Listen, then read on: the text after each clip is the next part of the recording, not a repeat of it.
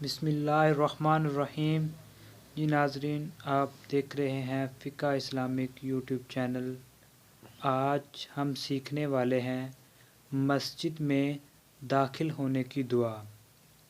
جب مسجد میں داخل ہوں تو پہلے دایاں پاؤں مسجد کے اندر رکھیں اور ساتھ یہ دعا پڑھیں، اللہم افتح لی ابواب رحمتک۔ ترجمہ: اے اللہ، میرے لیے اپنی رحمت کے دروازے کھول دے۔ یہ دعا صحیح مسلم جلد اول صفحہ 248، کتاب صلاۃ المسافرین و قصر، صحیح مسلم میں یہ حدیث موجود ہے۔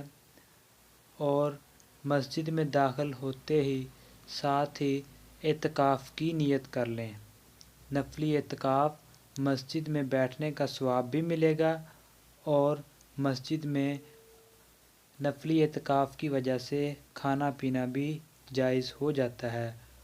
اور جب بھی مسجد میں جائیں اور ہمیشہ اعتکاف کی نیت کر لیں، اور اعتکاف کی نیت یہ ہے: نویت سنت الاعتکاف ما دمت فی ھذا المسجد۔ ویڈیو اچھی لگے تو ثواب کی نیت سے شیئر کیجیے گا۔